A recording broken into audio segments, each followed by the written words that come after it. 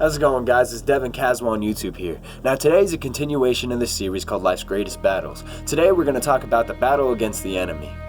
Now, I got a verse for you. John chapter 10 verse 10 says this: "The thief comes only to steal, kill, and destroy." The thief in this context is referring to the enemy, the devil.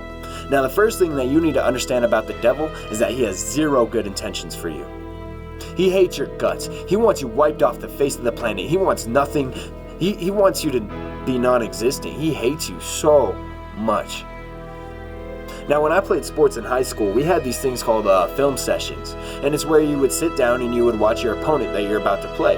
You would watch the offense they run, the defense they run, their key players to look out for, the things they're good at, the things they're not so good at. The enemy has been studying you since day one. Just like we studied those films, that's how the enemy's been watching you. You're his opponent, and he's been studying you. He watches the things, he knows the things you're good at, the things you're not so good at.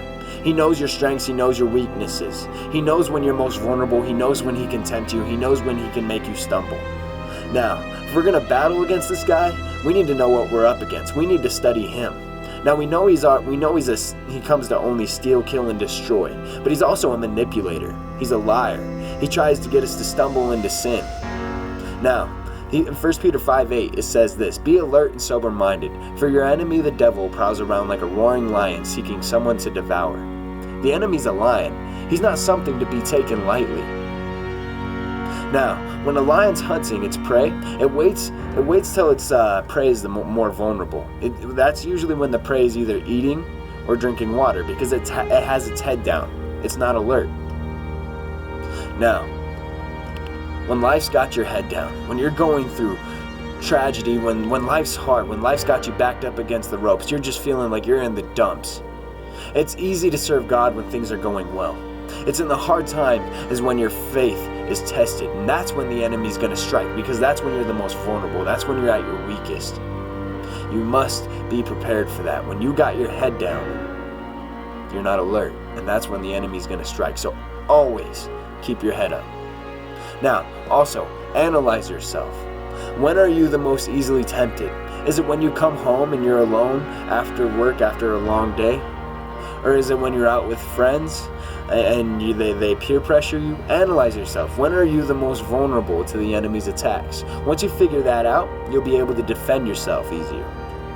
Now, yes, the enemy attacks when we're vulnerable, and yes, the enemy is something not to be taken lightly. But you have authority over him. He's nothing to be afraid of. Luke chapter 10 verse 19 says this: "I have given you authority to trample on snakes and scorpions and to overcome all the power of the enemy. Nothing will harm you." So yes, the enemy is not something to be taken lightly, but you have authority over him. When you begin to pursue God and you make God the center of your life, the enemy is scared of you because he sees the power of God in you.